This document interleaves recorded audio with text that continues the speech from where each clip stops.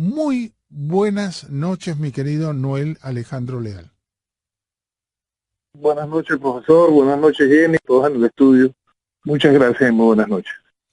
Tú sabes que yo no sé lo que hiciste tú, pero lo que sea, pero para uno espera poder tener este diálogo con Venezuela y sentirse un poco venezolano, por no decirlo completo, y algunas veces uno no lo quiere ver por lo variante que es que un día estamos con optimismo, otro día estamos con medio optimismo, así que en el fondo uno sufre y algunas veces uno no quiere sufrir. Por eso, Noel Alejandro Leal, estando contigo ahí en Venezuela, estamos un poco ahí, nos sentimos que estamos en Venezuela. ¿Cómo están las cosas, mi querido Noel Alejandro Leal?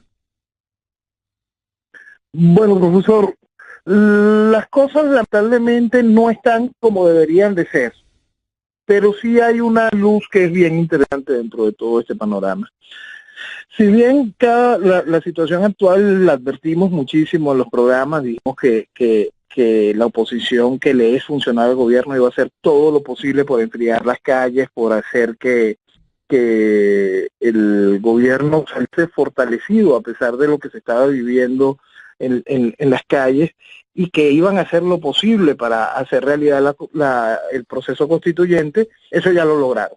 Eso es una realidad innegable. Y la constituyente es una realidad. Esa aberración hoy viene a terminar de modificar todo lo que viene a ser Venezuela. Viene de verdad a minar hasta lo más profundo de Venezuela. El plan de la constituyente no es otra cosa que acabar con Venezuela.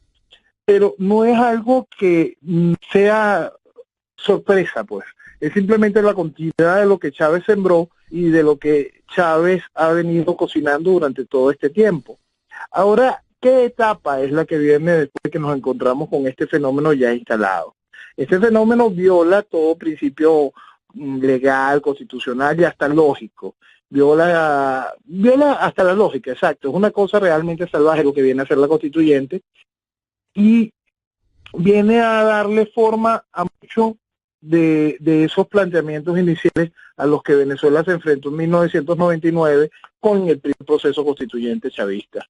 En aquel momento uno hacía campaña para que la gente votara no, que no se le diera un cheque en blanco a la constituyente de Hugo Chávez, que se hiciese lo posible por despertar frente a esa realidad, que si bien ya el país había sido lo suficientemente irresponsable como para poner a Hugo Chávez en el poder, que no fuese tan salvajemente irresponsable como para darle un cheque en blanco.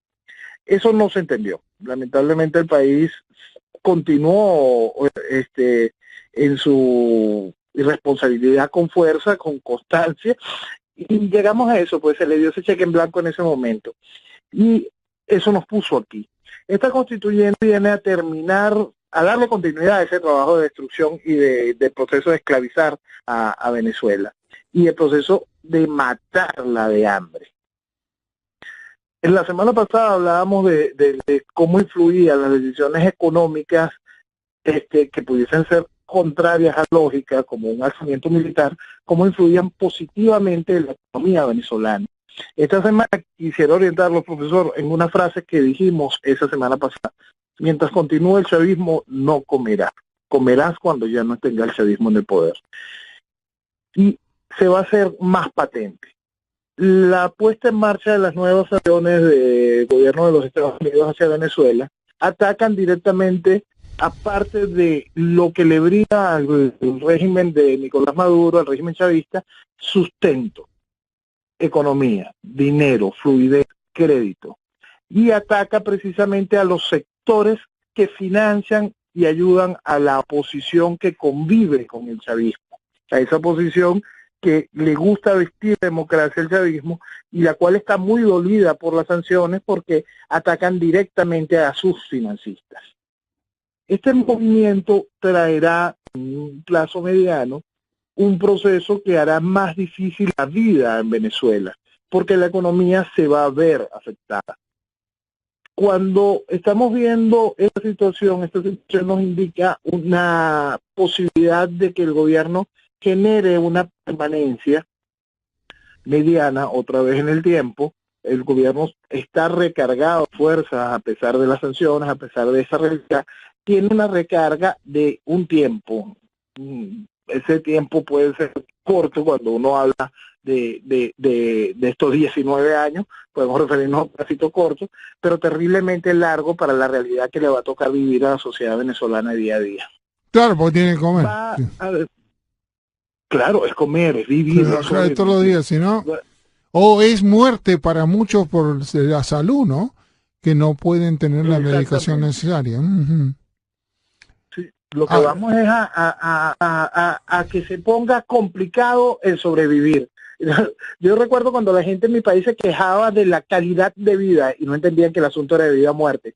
Bueno, el asunto es de vida o muerte y ahora es aún más precario, se hará mucho más precario durante los próximos meses. Sí, porque las medidas las medidas que tomaron ahora es interesante, las vamos a analizar. Pero aparte te decían, Noel Alejandro Leal, te quería decir algo muy interesante. En la hora anterior está con nosotros aquí nuestro Rafael Giraldo, un periodista colombiano, y de alguna manera defendemos un poco también lo que pueda pasar o no en Colombia por el asunto de que Colombia va en esa dirección para el punto de vista mío, ¿no? Y no se dan cuenta, como pasó con Venezuela, cuando se le avisaba que todo el mecanismo que era podía caer en lo que cayó hoy en día. Y en esta perspectiva nosotros queremos tener un panorama y aparte con Rafael Giraldo dar o empezar a por lo menos tener en las próximas elecciones colombianas tenemos que estar preparados para que la guerrilla no tome el control o vaya buscando porque tiene mucho dinero. ¿No es así, mi querido Giraldo? Sí, un saludo muy especial, Noel Alejandro, de habla Rafael Giraldo. Gracias. Gracias, muchas gracias. Gracias a usted. Le comentaba en la primera hora al profe Morales que lamentablemente tiene una fuerza muy grande ahora la FARC para las próximas elecciones de presidente en Colombia. Más peligrosa que antes. Sí, seguro. Más peligrosa que con las armas. Sí, porque tiene el poder ahora. Claro. Puede tener el poder, no, ojalá que no. No sé qué opinión tengas, Noel Alejandro, acerca de esa situación que se pudiera presentar. Mucha alarma y mucha preocupación por Colombia. Venezuela vivió una etapa de la pacificación de una guerrilla que ya había sido eliminada, suprimida militarmente. Nuestras Fuerzas Armadas lograron a finales de los 60 y principios de los 70 acabar militarmente con la guerrilla, similar al trabajo que estuvo haciendo el presidente Álvaro Uribe en Colombia en los años de su gobierno. Lograr cortarla, cercenarla. Eso se había logrado hacer aquí, nuestras Fuerzas Armadas tenían el mérito de haberlo logrado, pero lamentablemente en el primer gobierno de Rafael Caldera se comenzó con un proceso de pacificación similar al que ustedes viven, y ese proceso de pacificación le dio cara democrática a esos asesinos. Le dio voluntad, le dio espacio político, le dio financiamiento político y estatus político.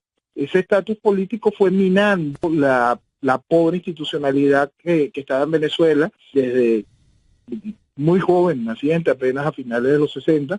Esa institucionalidad democrática se vio constantemente bombardeada de manera armada por esa guerrilla y después se vio minada salvajemente por las posiciones ya políticas de ejercicio de esa guerrilla pacificada. Y esa guerrilla es la que hizo posible que llegara después Chávez al poder. Es esa guerrilla ya, pero desde el ejercicio político, no con los fusiles, pero sí con voz en el Parlamento, la que fue acabando con toda barrera para que la locura pudiese tomar el poder. La locura toma el poder y ahí está.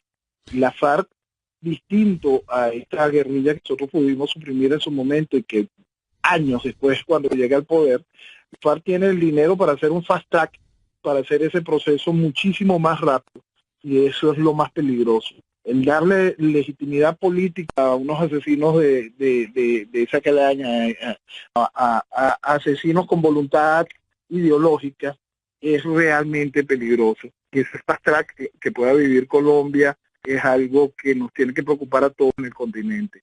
Ya este daño que ha sembrado Venezuela y esta posibilidad de que ese daño siga encontrando eco en gobiernos que se alimenten con ese discurso, es algo que tiene que preocupar al continente. Es una lectura muy profesional, Noel Alejandro, lo que has mencionado.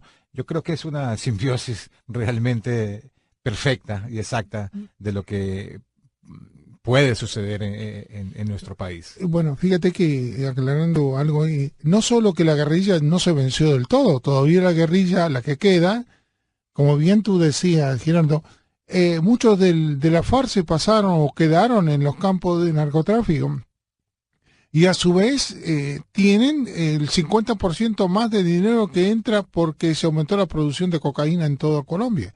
Quiere decir que los tipos siguen en la guerrilla, siguen con más dinero y ahora tienen políticos con dinero y están perdonados y perdonaron a otros guerrilleros de otros países, incluido entre medio de la torta del perdón. Y entonces yo me pregunto, por eso te decía... ¿te acuerdas que hemos hablado muchas veces nosotros que la cosa no es solo Venezuela, es todo el área que lamentablemente está cayendo en una circunstancia y lo más triste es que a Estados Unidos tenemos que ir a mandarle dinero todavía, le tenemos que apoyar con dinero porque parece que el dinero no alcanza por todo lo que pide la FARC. La FARC pide hasta zapatos, pantalones, utensilios, por decirlo de alguna manera, ¿no? Que se le mantenga en todo, y a su vez dice que no tiene dinero, porque todo el dinero que puso lo entregó a las Naciones Unidas, esos 3.000 y pico de millones, era de las propiedades de ellos que le dieron a los funcionarios, no, esto es cómico, que se le devolvió a Colombia, a Venezuela, a Colombia, y resulta que no, esas parcelas que dicen ellos que entregaron, no tienen título. Yo no sé cómo van a hacer, pero... es comiquísimo esto, ¿no? Y tienen un monto, y yo no creo que ellos tengan nada más que esos millones. Hay unos cuantos miles de millones guardados en Venezuela, o guardados en cualquier parte del mundo. En el mismo Colombia. En el mismo Colombia. Y no, si te cuento algo, fue algo, y fíjate, yo diría que es muy triste porque los empresarios que están en esos países, en muchos de los casos alimentan la guerrilla porque para que no le hagan nada le dan dinero a la guerrilla. Y me lo han dicho ellos directamente, no estoy hablando de que estoy inventando. Estamos, ¿no?, de acuerdo. Y de la misma manera que pasó a ti en Venezuela, ¿no? Cuando los que se quedan, y que el otro día vimos cuántos empresarios en la nueva junta que hay. ¿Es así, Noel? Sí. Sí, nosotros encontramos desde hace tiempo en todos lados. En Colombia se ha vivido mucho tiempo de esa vacuna que impone la guerrilla. Así es. Cuando la guerrilla nace bajo su causa política y se dedicaba más que todo a la vacuna como primera pieza para su financiamiento, si mal no recuerdo. Y después comenzaron con la extorsión, el secuestro, y después encontraron la gran mina que es el narcotráfico. Ya con la guerrilla tomada por narcotráfico, ya la guerrilla siendo parte del narcotráfico, es el nacimiento del Foro de Sao Paulo en el 89. Ese nacimiento donde se encuentran estos movimientos políticos latinoamericanos es guiado por Fidel y Lula con la presencia de enviados de Marulanda. Con esa influencia, de una vez nace toda esta estructura política que hoy ha vuelto leña a nuestro continente. Y lo va a seguir siendo, por lo visto, y con la ingenuidad de los Estados Unidos, ¿no? Porque yo supongo, no es ingenuidad, ignorancia o brutalidad, porque a estos analistas que nosotros tenemos de la burocracia, por lo menos si fueran a la universidad tienen que darse cuenta de lo que está pasando. Y con Obama más todavía. Y si no lo escuchó es porque Obama estaba apoyando, o el Partido Demócrata estaba apoyando literalmente a esto donde se ha llegado, porque de otra manera no tiene sentido. Habría que cortarlo antes, porque si no llega el momento que a los comunistas tú no le puedes decir sean niños buenos como hicieron ustedes y que pensaban que la semana que viene iban a ser buenos y que esta semana eran malos. Y resulta que cada vez que pasaba eso se los iban comiendo a todos los que quedaban, o lo iban echando del país o lo iban anulando, como los medios de comunicación. Entonces, yo digo, ¿dónde están los especialistas nuestros de los Estados Unidos, no? Digo yo, o les conviene. Ahí hay dos casos, precisamente dos especialistas que tocan mucho el asunto de Venezuela, uno, y el otro que toca el asunto de Venezuela y Colombia. Tenemos el caso de Thomas Shannon, que ha sido quizá uno de los hombres más dañinos para Venezuela, porque ha sido quien más ha trabajado en vestir de democracia esta desgracia. Thomas Shannon de verdad aún tiene una altísima posición en la Secretaría de Estado, y durante todo el periodo Obama hizo lo posible para que constantemente se hablase de negociación y diálogo frente a las salvajadas que Chávez venía teniendo y que Maduro le dio continuidad. Y el otro personaje es el embajador Bonfield, que fue embajador aquí, después embajador en Colombia, después zar del narcotráfico. Es un hombre que conoce muy bien la realidad completa. ¿Por qué la voz de Bonfield no suena con toda la potencia que debería tener esos registros completos de cómo se ha movido la droga en cada uno de nuestros países, cuánta droga ha financiado qué? Es una cosa que de verdad tiene que hacernos pensar qué está pasando, porque a ciencia cierta es evidente que el trabajo de Bonfield ha sido reportado y entregado, porque ese trabajo no ha generado las respuestas propias que debería de tener por parte de los Estados Unidos a un asunto para hacerse muchas preguntas. Ahora, yo pues te digo, fíjate que cuando estamos ahora analizando una realidad desde nuestros puntos de vista, nos encontramos como que parecería que como bien tú decías hace un ratito, y no quiero decirlo, pero tenemos que decirlo, que se adormeció un poquito la calle. Sí, ese era el trabajo. Ese era el trabajo de la oposición, profesor. Claro. El trabajo de la oposición y de la oposición venezolana, de esto que llaman oposición, de la Mesa de la Unidad Democrática, es hacer que el régimen pueda seguir en el poder. ¿Qué hace? Capitaliza la calle, busca capitalizarla, aprovechándose de la orfandad política que existe. Durante todos estos años, uno de los principales logros de esta combinación régimen, Mesa de la Unidad, gobierno, Mesa de la Unidad, este régimen socialista que gobierna Venezuela, es no haber permitido en ningún momento que pudiesen hacer una estructura de oposición alternativa al régimen. El veto que existe en Venezuela para voces alternativas a nivel de medios es total, y junto a ese veto está también el cierre progresivo de los medios. Nosotros vivimos dos grandes ataques a la vez, la censura y la muy fuerte autocensura. Esa autocensura permitió hoy que nadie sienta mayor dolor por lo que sucede a medida de que se van cerrando cada vez más medios, cada vez menos ventanas van quedando. Y aprovechando hoy que usted tiene ahí un periodista colombiano, que Maduro esta semana mandó a cancelar las cableoperadoras, Caracol y RCN, canales colombianos. Exacto. Entonces nosotros ya no podíamos recibir, ya no recibíamos NTN 24, y ahora no queda ningún tipo de acceso a información proveniente de Colombia por vía de cableoperadoras. Hoy amanecimos con el cierre de dos emisoras de radio de gran alcance en Caracas, muy escuchadas, y así va siguiendo la revolución sigue su avance, no se detiene. Ella va cercenando la posibilidad de hasta el conocimiento más mínimo, y va logrando convertir a Venezuela en una isla. Va haciéndola de verdad, salida de las líneas aéreas, con el poco acceso de la comunicación, con las limitaciones, la velocidad de Internet y las limitaciones legales que vendrán con respecto al uso del Internet, con los bloqueos de DNS, de direcciones de manera articulada. Venezuela se está convirtiendo en esa isla, en esa prisión que vemos reflejar Cuba, en ese gulag del Caribe. Ese gulag quiere seguir creciendo, anexándose a Colombia próximo. A ver, te voy a hablar, ¿cómo te sientes? ¿Cómo haces dentro de del clima que se está viviendo para vivir en estos días en Venezuela? Porque uno se pone a pensar cuánto están ahora el hombre común ganando en cuanto a la inflación que está produciéndose en el, creo que es el 800% o el 700%. ¿Cuánto gana un venezolano para comer?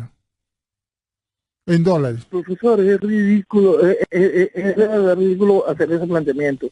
De ahorita que puedan dar el salario del venezolano con el dólar negro, que es el que en realidad paga por casi 16.000 bolívares.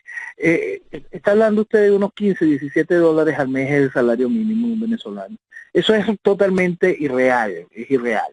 Lo que pasa es que en Venezuela nosotros vivimos ya hace tiempo una economía que es irreal. Dentro de ese marco de economía que yo le denomino a mis amigos como la economía rublo, esa mentira que estuvo viviendo la Unión Soviética a finales de los últimos 20 años, era eso. Usted agarraba un rublo y quería hacer algo con un rublo en el mercado internacional, por supuesto no tenía valor alguno. Lo mismo sucede con nuestra moneda. Pero con nuestra moneda aquí usted puede medio sobrevivir.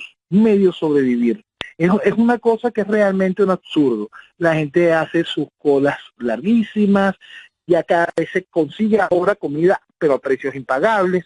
La gente se va endeudando, la gente aprovecha que las tasas de interés son controladas en las tarjetas de crédito y se endeuda más, accede de cualquier manera a cualquier tipo de beneficio social para poder sobrevivir, alguna dádiva que entregue el gobierno por un lado, familias se están ayudando entre ellas, y eso es lo que hace posible que se sobreviva en el país. El país no tiene manera de avanzar de manera real, más allá de los beneficios económicos que recibe la nomenclatura. La nomenclatura recibe tanto dinero aún, y es tanto dinero proveniente no solo del petróleo, sino de la minería y por supuesto del narcotráfico y de todas las negociaciones adicionales, que algo de ese dinero sigue colando en el país y haciendo que vivamos cierta fantasía y cierta irrealidad, y el país dentro de este desastre continúa siendo hasta viable. Para muchos del país sigue siendo viable. Y es algo que es realmente absurdo, está psicótico, porque usted puede andar por una calle y va a ver a gente, a niños comiendo de la basura, y 2 cuadras más allá va a haber un restaurante en el cual no cabe un carro en el estacionamiento, y todos los carros que están estacionados son de los últimos 2 años, en los cuales no se comercializaron aquí, los trajeron importados a través de todos los bloqueos e imposiciones que monta el gobierno. Es decir, el nivel del absurdo lleva a la gente a enfrentar todos los días un proceso psicótico, el cual hace que el país simplemente siga andando como por inercia. Y así vamos. Por inercia va el país ya arruinándose todos los días. Noel Alejandro, hablábamos de la prensa hablada. Hablábamos de la cercenación de los canales de televisión colombianos. Ya NTN 24 hacía un tiempo ya se había sacado del aire. Pero los medios de comunicación, como la prensa escrita, por ejemplo, el Impulso en Barquisimeto, sé que el Carabobeño también cerró. Uno de los pocos, que el Impulso era de los pocos aguerridos realmente frontales hacia lo que estaba sucediendo. Carlos Carmona es el presidente, ¿verdad? Ha sido cómplice. Sí. El resto de la prensa ha sido bastante cómplice. Fue cómplice, se prestó, y después la gran mayoría de ellas, diarios grandes de importancia continental como el Universal, fue ya comprado por testaferros del gobierno. Y Últimas Noticias también, ¿verdad? Sí, Últimas Noticias, toda la cadena Capriles contaba con un director, Eleazar Díaz Rangel, un hombre cercano al chavismo, un hombre que ha sido comunista toda su vida y orgulloso de serlo, un hombre que lamentablemente fue profesor de periodismo, es decir, deformó a los que hoy todavía no entienden el problema, deformó a muchísimos profesionales. Y ese hombre ya tenía tiempo manejando Últimas Noticias, y ahorita un grupo de testaferros son los que dirigen ese diario, de testaferros del régimen, pues. Notitarde en Valencia también fue comprado por el gobierno.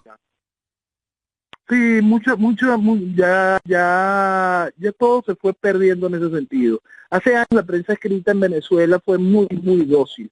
Nosotros encontramos que quizá uno de los periódicos emblemáticos, el Nacional, fue quien prestó su prensa para aquel salvaje manifiesto en apoyo a Fidel Castro en 1989. Sí. Regaló páginas completas para difundir semejante atrocidad, Sí. donde esos 911 venezolanos se prestaron a arrastrarse a lo que es de Fidel Castro. Ahora, yo con este panorama, ¿no? Vemos que los empresarios realmente muchas veces, porque a través, como tú sabes, con lo que tú sabes y manejas, tú controlas la prensa con el papel de prensa. O sea, si no se lo vendes, o si se lo vendes para que siga funcionando, o si no, desaparece con todo tu dinero invertido toda tu vida, ¿no? Porque si hablas bien de mí, te doy el dinero para exportar el papel o comprarlo, y si no, no te doy nada. O te doy una miseria para que tú... ¿Eh? Perdona. Aquí se hace más complicado, en manos del gobierno debido al control de cambio. Como no hay acceso libre a los dólares y el papel es importado, cuando el gobierno cierra el control de cambio y no otorga dólares, la posibilidad de compra de dólares para papel, simplemente la prensa escrita empieza a disminuir la capacidad de alcance. Claro. Los periódicos pasan a tener 2 páginas. Eso lo hemos vivido aquí, Claro. no ahora. Ya ahora es total, pero hace años, bajo el gobierno de Jaime Lucinchi, donde hubo un control de cambio similar, Jaime Lucinchi, del Partido Acción Democrática, dedicó también un esfuerzo grande a cesar la prensa utilizando esa maniobra. Lo que pasa es que en el chavismo es mucho más descarado, no solo lo que hace el chavismo, sino lo que hacen también los propios periódicos. Cuando usted quiere buscar un real trabajo de investigación que tenga importancia, que tenga contundencia, donde se haya desarrollado real información en el periódico, usted no va a conseguir absolutamente nada en las páginas web, en las cuales no tiene absolutamente nada que ver con el papel. Usted no va a encontrar ningún trabajo de investigación que valga la pena en ningún tipo de los periódicos grandes del país. Usted va a encontrar quizás la mención de un trabajo de investigación hecho por algún otro periódico sobre la realidad venezolana, un periódico del exterior. No va a encontrar jamás ninguno de los periódicos grandes de historia venezolana y en la historia venezolana algo que valga la pena sobre la realidad venezolana.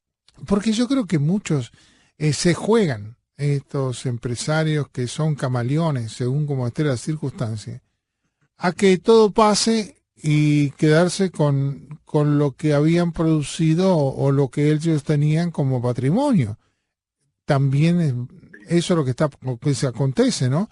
Pero por lo visto, dadas las características, las cosas cada vez se estiran más.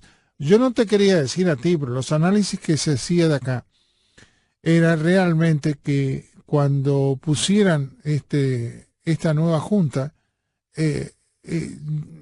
iba a ser aprobada y de alguna manera, como hizo Fidel con toda su trayectoria, que no queremos que pase en Colombia, paulatinamente van matando a aquellos que de alguna manera, otro punto de vista, ese punto de vista, yo no sé si será bueno o malo, pero por lo menos haya otro punto de vista y que la gente tenga, se enriquezca con esta posibilidad, porque de otra manera los países van cayendo o van siendo cíclicos. Algunas veces son cíclicos, ¿no? Hay años que América Latina pasa así a la zurda y después pasa a la derecha directamente, pero no hay un balance en las economías. Por eso cuando uno va a invertir a Latinoamérica, tiene que imponer el dinero para sacar al año, porque si no, cambian de gobierno y te quedan con todo el dinero que tú invertiste en América Latina. Entonces sí, todo sale más caro, todo sale más caro, a todo el mundo dice nos están esquilmando, pero ¿cómo no te van a esquilmar si el dinero no se puede poner ahí porque te lo roban? Otro roba uno, otro roba al otro. Alejandro. No se termina de entender en nuestros países la necesidad de generar reales planes de Estado y no planes de gobierno. Ninguno de nuestros países se ha preocupado de verdad por construir una nación. Profesor, fíjese, ahorita nosotros estamos enfrentando una realidad difícil, realmente complicada, que se va a poner peor. Pero ¿cómo darle? Porque ahorita usted me preguntaba cómo me siento. Y yo le digo que me siento mejor. a pesar de este panorama tan espantoso que le acabo de pintar, porque es una realidad y las realidades hay que explicarlas y dejarlas muy claras, cada vez se va sintiendo más en el país que tiene una oposición cómplice, que eso que se viste de oposición trabaja para el régimen. Mientras ese despertar, que es algo que yo vengo esperando desde el 2002, siempre lo dijiste, siempre lo dijiste. Mientras ese despertar va calando la población y la gente va entendiendo esa realidad, va una posibilidad de país encendiéndose. Hay gente que empieza a entender que eso hay que dejarlo atrás. Los muchachos se vaya despertando en ese sentido. Los muchachos lo entienden. Los muchachos que tú pusiste lo entienden perfectamente lo que tú dijiste. Van entrando en esa idea. Nosotros tuvimos la oportunidad de compartir hace un mes y pico, la voz de Rosy Navarro, que acaba de salir de Colombia hacia Brasil, junto con Eduardo Vitar, llevando un mensaje claro de un país totalmente distinto al que ofrece tanto gobierno como la supuesta oposición, llevando un país que quiere libertad, que quiere futuro y que va enrumbado hacia ese objetivo. Mientras el mundo vaya aprendiendo a oír esas voces, nosotros vamos a poder conseguir despertar internamente. Nuestro país está en manos de una cosa muy fea, porque esa oposición mantiene todo el establishment, todo el status quo comunicacional, está en manos de ese ambiente. Y la única manera con lo que vamos a poderlo romper técnicamente viene desde afuera. Viene cuando esas voces que sí entienden nuestra realidad, esas voces jóvenes que se distanciaron absolutamente de ese status quo, van y hablan con la verdad y hablan con la legitimidad que da el ser el futuro del país, ser esa basura que ha venido dañando Venezuela durante tantos años. Esas caras que están saliendo ahorita, esas voces que están diciendo la palabra resistencia como sinónimo de futuro, esa verdadera esencia de la resistencia que estaba en las calles hasta hace un mes y que ha estado presente en las calles en distintos momentos y que volverá a las calles para conseguir la libertad, esa voz es la que va a poder generar ese cambio. Hay que estar muy consciente de una cosa que está haciendo el gobierno. El gobierno construyó a la oposición a su medida. El gobierno socialista hizo su oposición socialista. Ahora el gobierno necesita seguir avanzando. Y ya no le sirve ni siquiera esa oposición socialista, ya no les es útil. Ellos necesitan una oposición chavista. Y para eso nacen personajes como la alcalde Ortega Díaz. Es una mujer que fue parte fundamental del crimen que ha vivido Venezuela. Es una mujer que es parte fundamental del proceso genocida que fue la lista Tascón. Es una responsable de crímenes de lesa humanidad. Y lamentablemente es tan aberrante lo que hace el régimen, lo que hace el gobierno, que ella puede darse el lujo de salir por el mundo y decir, Nicolás Maduro es corrupto, cuando ella hizo posible que todo eso se hiciese realidad.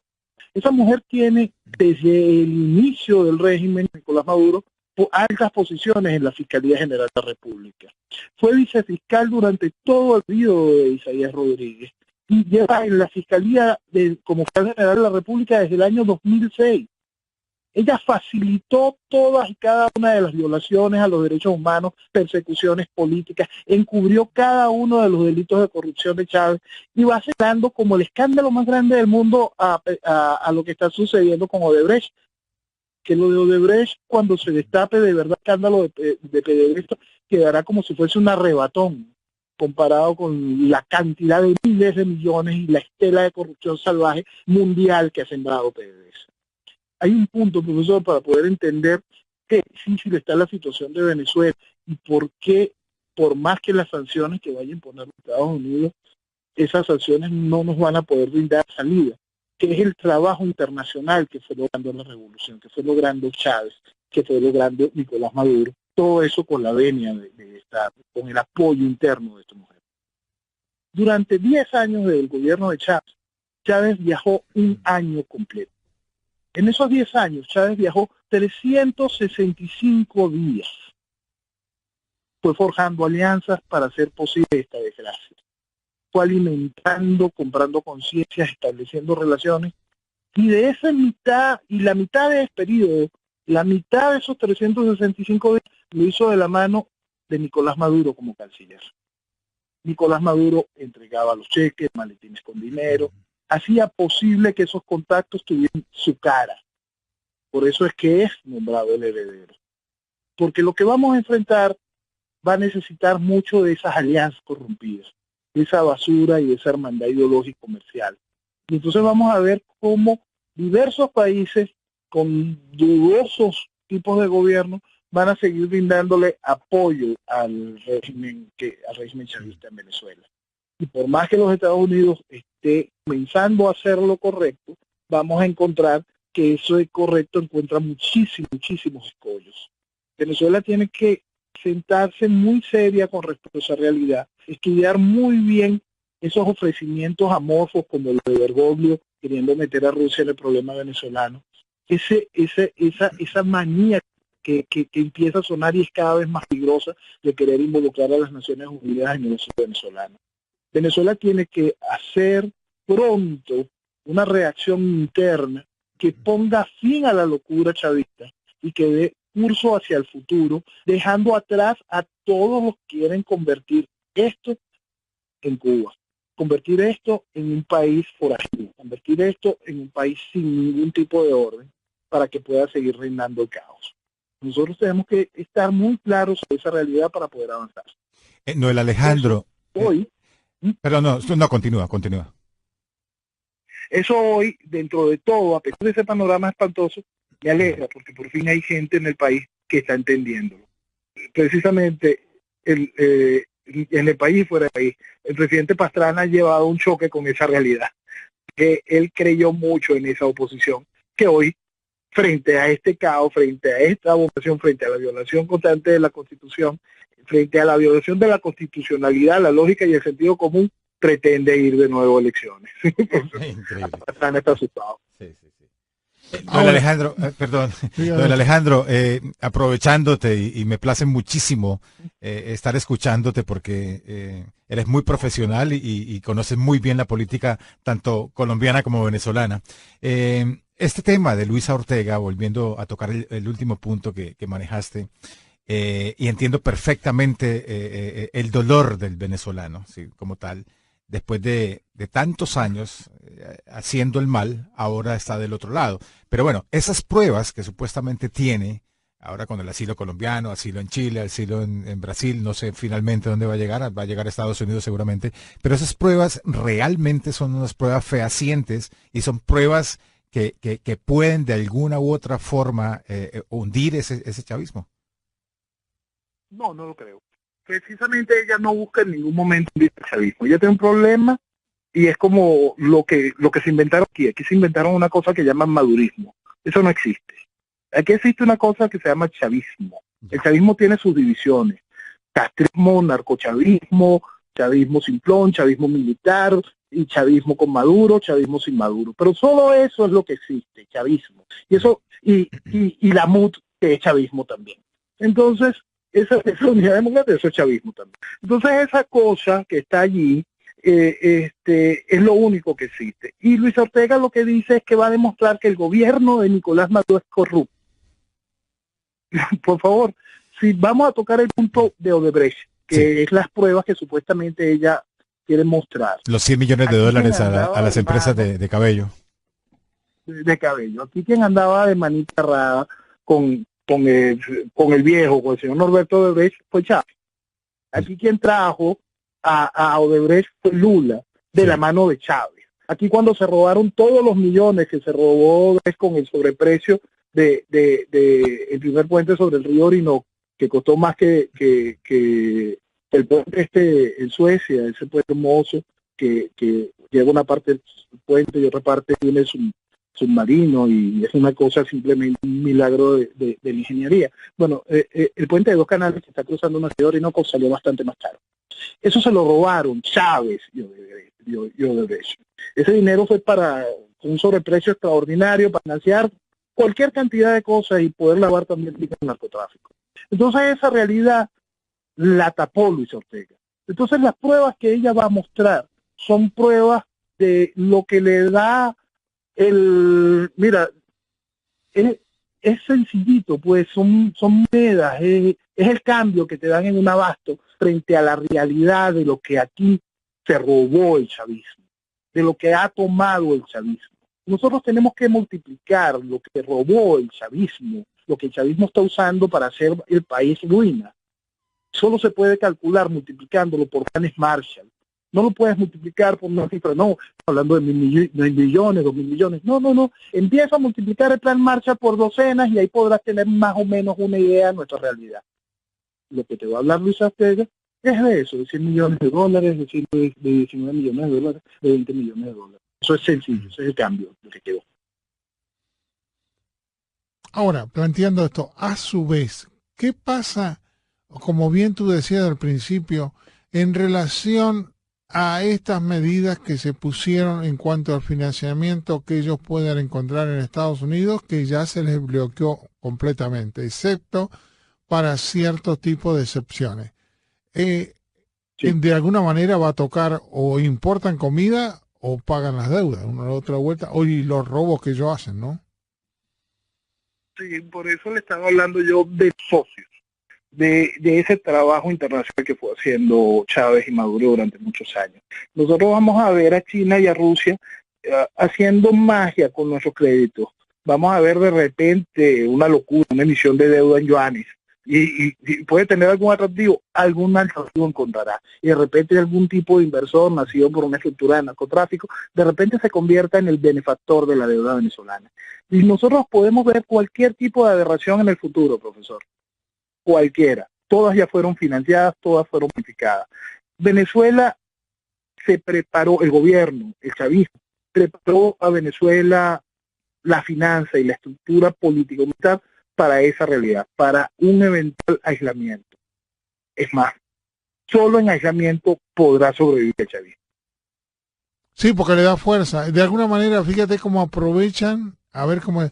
Cuando tú haces ciertos tipos de técnicas orientales, tú aprovechas la energía del enemigo y de esta manera tú le ganas.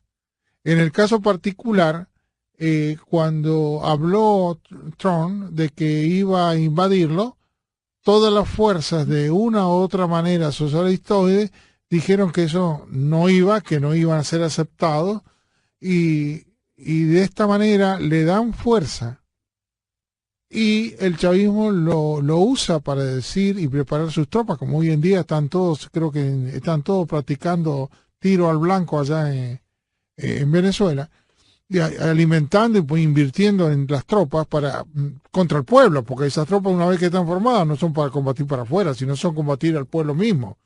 Le da el pie que lo haga.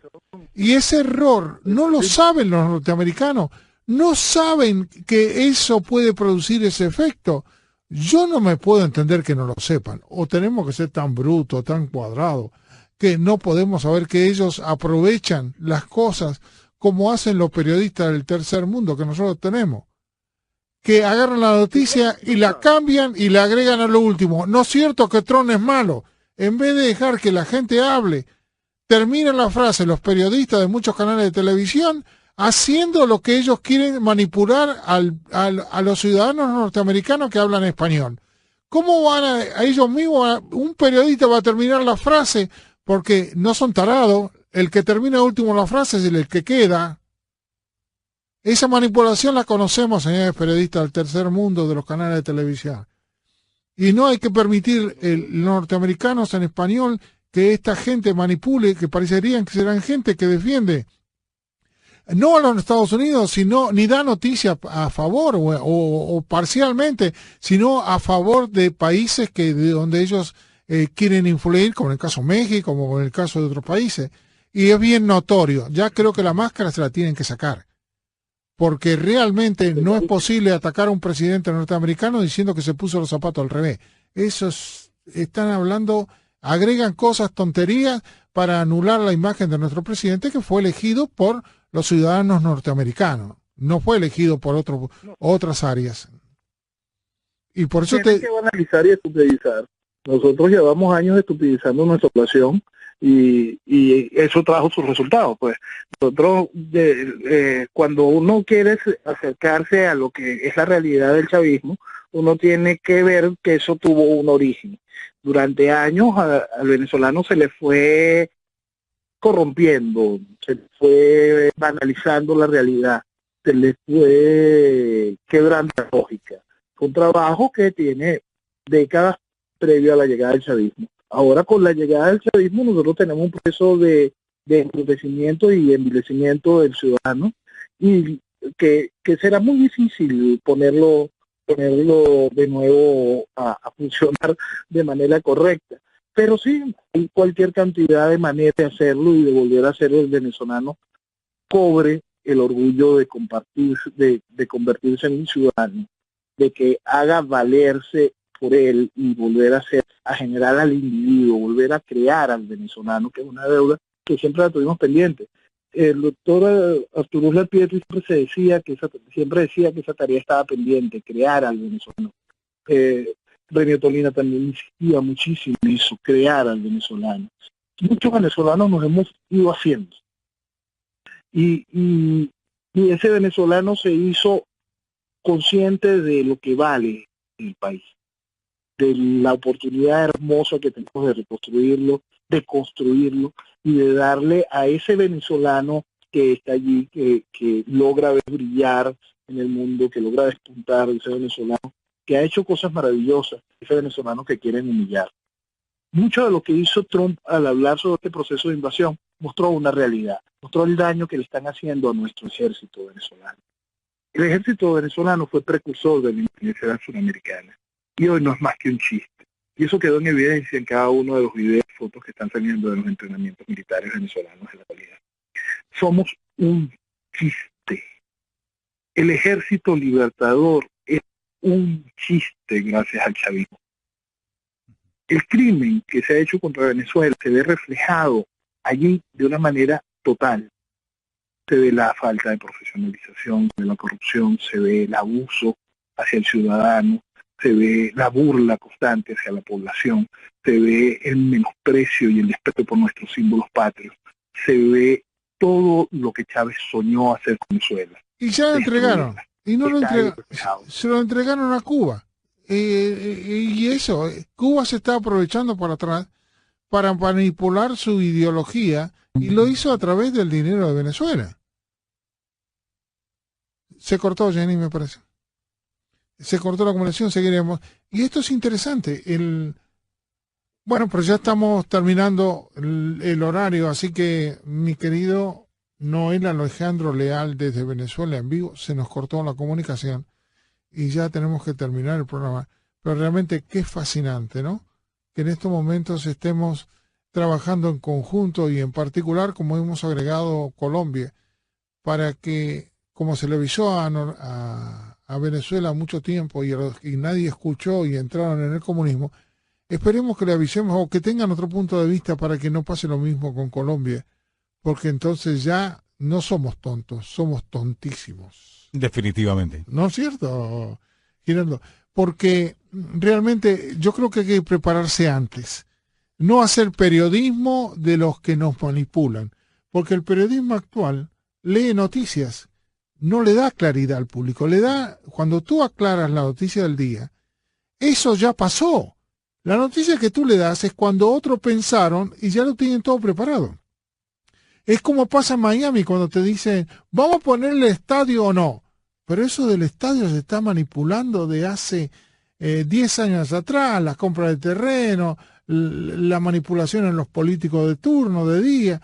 Y entonces cuando te ponen sí o no, ya te hicieron todo el verso, ya te prepararon para que tú pongas sí o no, pero como la gente no va a votar, van a votar solo los que están a favor de los que están en ese momento por conveniencia, ganan la votación que les conviene a los que hacen las grandes inversiones, no al ciudadano de aquí. Puede algunas veces coincidir, pero no siempre tiene que ser manipulado el pueblo de esta manera para que siga las directivas de otro. Ahora, yo te diría muy claro, para nosotros aquí está ahí, de toda vuelta, mi querido amigo Noel Alejandro Leal, comunicámonos de vuelta. Ya estamos por entrar al final, pero no quería dejarte que tú cierres el programa, ¿no? Que tú hagas tu último, lo último que tienes que decir. ¿Me escuchas, Alejandro, o se cortó? No, ya no lo tenemos, Alejandro, en el aire. Creo que ahí está, Noel. No, no está saliendo. ¿No? No. Aquí. Ah, sí, ahí salió. Levántalo. No está saliendo. Recién parecía que iba a salir, pero no. ¿Ahora, Alejandro? Bueno. Sí, ahí está. Sí, aquí estoy, profesor. Ya, lo tenemos. Sí, adelante. Quiero que tú expreses, ¿no? Lo que tú tengas que decir de allá directamente de Venezuela. Tus últimas palabras y así nos comunicamos ya la semana que viene. Adelante. Muchísimas gracias, profe. Gracias, Giraldo, por entender nuestra realidad.